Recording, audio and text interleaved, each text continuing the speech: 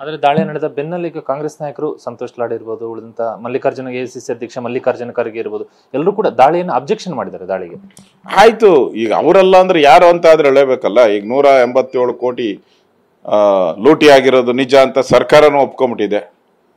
ಬೇರೆ ಯಾರು ಅಂತ ಆದ್ರೂ ಹೇಳ್ಬೇಕಲ್ಲ. ಈಗ ಖರ್ಗೆ ಅವರಾಗ್ಲಿ ಸಿದ್ದರಾಮಯ್ಯನವರಾಗ್ಲಿ ಆಯ್ತು, ನಾವು ಒಪ್ಕೊಳಕ್ ತಯಾರಿದ್ದೀರಿ. ಇವಾಗಿರೋ MP ಅಲ್ಲ MLA ಅಲ್ಲ, ಬೇರೆ ಯಾರು ಹೋಗಿರೋದನ್ನ ಒಪ್ಕೊಂಡಿದ್ದೀರಾ, ಲೂಟಿ ಆಗಿರೋದು ಒಪ್ಕೊಂಡಿದ್ದೀರಾ. ಹೆಸರು ಹೇಳಿ, ಬೇರೆ ಯಾರು ಕಾಂಗ್ರೆಸ್ನ ಬೇರೆ ಯಾರನ್ನ ಲೀಡರ್ ಇದ್ರೆ ಹೇಳಿ. ಅದನ್ನ ಬಿಟ್ಟುಬಿಟ್ಟು ಸುಮ್ಮನೆ ತೆವಲಿಗೋಸ್ಕರ ಏನೋ ಹೇಳ್ತಾರಲ್ಲ, BJPನ ತೆಗಳುವಂಥದ್ದು ಒಳ್ಳೇದಲ್ಲ.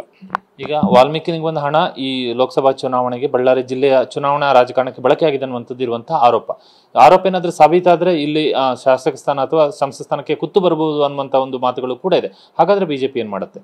ಗ್ಯಾರಂಟಿ ಬರುತ್ತೆ.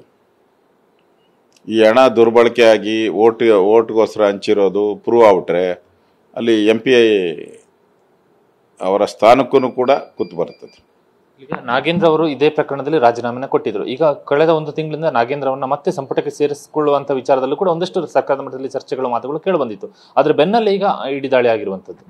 ನೋಡಿ, ಕಾಂಗ್ರೆಸ್ ಅವರು ನಾಗೇಂದ್ರನ ಯಾಕೆ ತಗೊಂತಾ ಇದ್ದಾರೆ ಅಂದ್ರೆ, ಈ ಕಾಂಗ್ರೆಸ್ ಅವರ ಹೇಳಿಕೆ ಮೇಲೆನೆ ಒಂದು ದುಡ್ಡನ್ನ ಅಲ್ಲಿಗೆ ಟ್ರಾನ್ಸ್ಫರ್ ಮಾಡಿರೋದು. ಎಲೆಕ್ಷನ್ಗೆ ಈ ದುಡ್ಡನ್ನ ನಾನು ತಗೊಂತೀನಿ, ಅಲ್ಲಿ ಕೊಟ್ಬಿಡ್ತೀನಿ, ಆಮೇಲೆ ನಿಧಾನದಾಗಿ ಆ ದುಡ್ಡನ್ನ ಅಲ್ಲಿ ಫಿಲ್ ಮಾಡೋಣ ST ನಿಗಮಕ್ಕೆ ಅಂತ ಐಡಿಯಾ ಮಾಡ್ಕೊಂಡಿದ್ರು. ಆಗಲಿಲ್ಲ. ಅದರಿಂದ ಅವನೆಲ್ಲಿ ಬಾಯಿ ಬಿಟ್ಬಿಡುತ್ತಾನೋ ಅನ್ನೋ ಭಯಕ್ಕೆ ಅವನ್ನ ಮಂತ್ರಿ ಮಾಡ್ತೀನಿ ಅಂತೇಳಿ ಅವನಿಗೆ ಮೂಗಿಗೆ ತುಪ್ಪ ಸವರಿಸ್ತಾ ಇದ್ದಾರೆ. ಇದು ಇಡೀ ಇನ್ನೇನು ಫೈನಲ್ ಹಂತಕ್ಕೆ ಬಂದು ಎಲ್ಲ ಇದೆಲ್ಲ ಹಾಕಿದ್ಮೇಲೆ 100% ಇದಕ್ಕೆ ಶಿಕ್ಷೆ ಆಗೇ ಆಗ್ತೈತೆ. MP ಸ್ಥಾನನೂ ಹೋಗ್ತೈತೆ. ಅಲ್ಲಿ ಯಾರು ಭಾಗಿಯಾಗಿದ್ದಾರೋ ಅವ್ರಿಗೂ ಶಿಕ್ಷೆ ಆಗುತ್ತೆ.